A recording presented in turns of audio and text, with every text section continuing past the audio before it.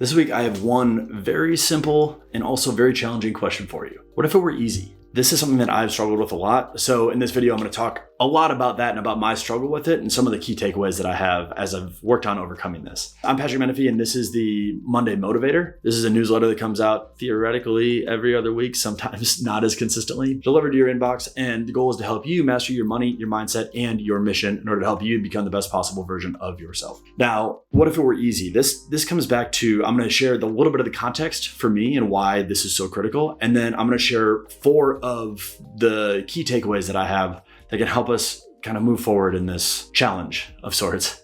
The context for me is I've realized lately, I went to a retreat last month and realized very quickly that I have a resistance to anything that's easy. I have a need to make things hard on myself. There's a very clear example of this. When I got started in coaching, my coach, who had been doing this for a decade or more, he offered for me to use all of his tools, everything that he's created based on his experience over the past 15 years. I never took him up on it. I thought in my head, well, it took 10, 15 years for him to build these. How can I just take that from him right now? I need to create them myself. I need to go through this process myself and discover it. I refused to accept something that was being given to me. And what I found is this comes from really 4 different things, in my opinion. Number 1, misery loves company. And so when we see other people they get something easy and we're struggling, we will say something about it a lot of times.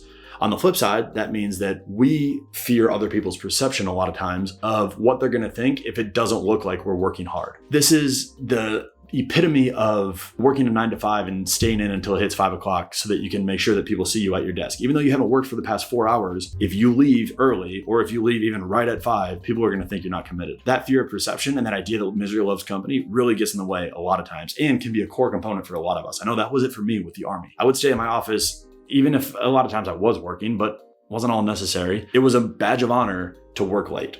And it was not okay if you left early. A second component is we poorly define what it means to earn something. We think that there needs to be an immediate exchange. And this, by we, I mean me, there needs to be an immediate exchange. In my example, working with my coach, my earning the right to use those tools wasn't a matter of me putting in 10 to 15 years. My earning was proving to him that I was worthy of receiving what he had given me. He saw something in me. He thought that I could go do well with these, and he wanted to help me move faster.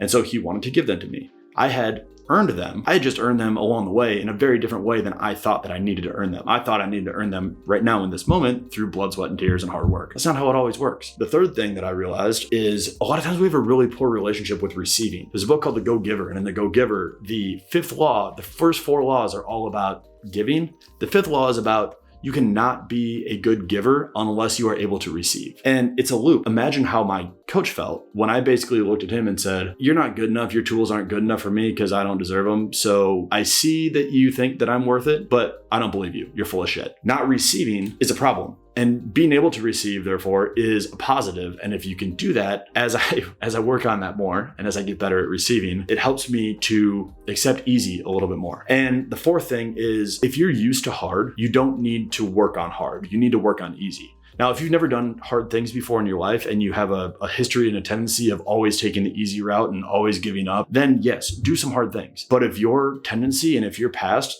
is always based on, I always choose the hard thing, or I know that I've regularly done hard things. I've done a lot of hard things in my life. Because I'm used to those, it's not a muscle that I need to exercise all the time. I need to exercise the easy muscle because I'm not good at that one. That's the one that I need to work out. That's the one that's painful. I've proven to myself that I can do hard things. What I'm working on proving to myself now is that I can accept easy things as they come to me.